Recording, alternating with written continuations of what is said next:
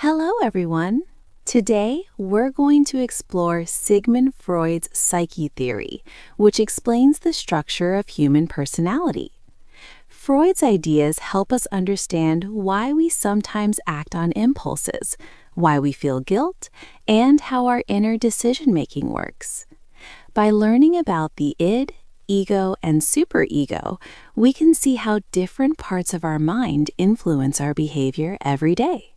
Sigmund Freud was an Austrian neurologist and one of the most influential figures in psychology.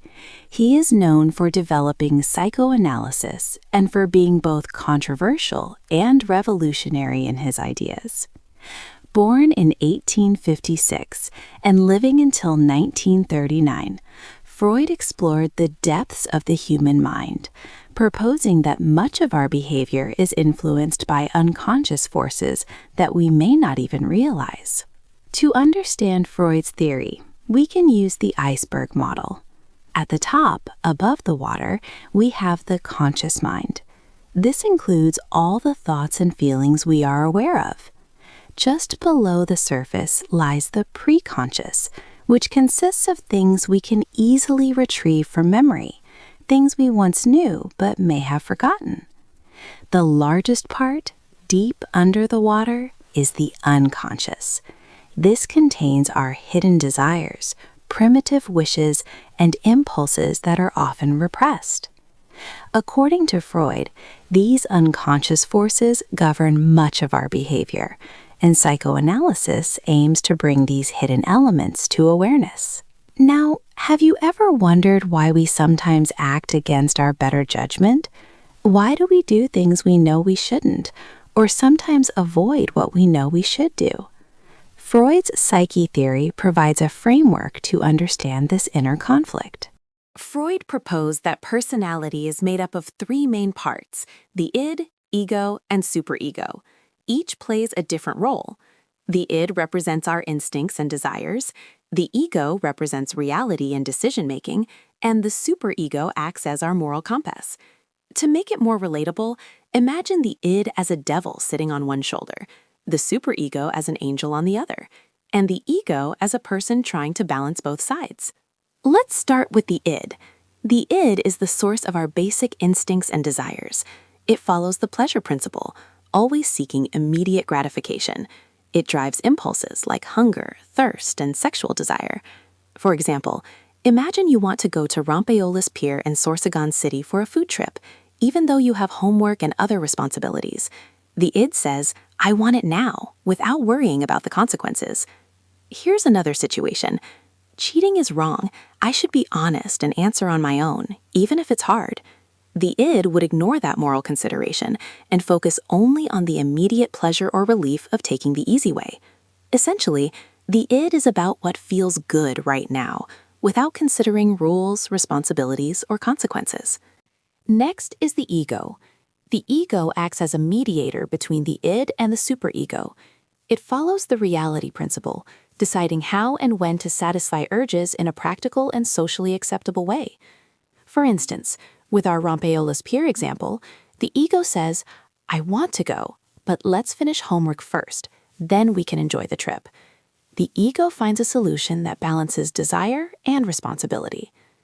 Another real-life example: I should go home on time, my parents trust me, and I need to follow the rules. The ego evaluates the situation and makes a realistic choice. One more: I should attend my class, my education is important, and skipping would be irresponsible.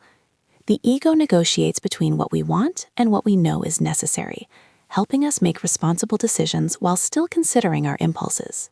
Finally, the superego is the moral part of our personality. It contains internalized standards and ideals learned from parents, teachers, and society. It acts as the conscience, reminding us of what is right and wrong. Returning to our Rampeolus Pier example, while the id wants to go immediately and the ego tries to plan it after homework, the superego adds an inner voice. You already know what you're supposed to do. If you go out now, you'll feel guilty. Do the right thing first. In other words, the superego emphasizes moral behavior and long-term values. In real life, it might remind you, cheating is wrong even if it seems easy. follow your parents' rules and go home on time, or attending class is your responsibility and reflects your values. This superego ensures that our actions align with ethical and societal standards, even if it conflicts with immediate desires. All three parts of the psyche interact constantly. Let's imagine the three voices together for our peer example. Id says, "I want a food trip now. Who cares about homework?" Ego says, "Let's finish our assignments first, then we can go." Superego says, "You already know what you're supposed to do. If you go out now, you'll just worry about your unfinished homework. Do the right thing first so you won't feel guilty later." This shows how the ego mediates between the id and superego. Sometimes following the id leads to guilt from the superego. Following the superego might frustrate the id and create regret over lost opportunities. This constant negotiation shapes our decisions and behavior every day. To summarize, Freud's theory emphasizes Freud's ongoing conflict between the id and the superego, with the ego mediating between them. Our behavior, decision-making, and self-control are all influenced by this dynamic. When we act according to the id, we may experience guilt. When we follow the superego strictly, we might feel frustration or regret. Through this balance, the ego develops self-control, allowing us to make thoughtful, responsible decisions in real life. In practical terms, understanding this theory helps us recognize why we make certain choices and how to manage impulses, consider consequences, and uphold our moral values. Whether it's deciding not to cheat, attending class responsibly, or following our parents' rules, the interplay of id, ego, and superego guides our daily actions and helps us grow as individuals.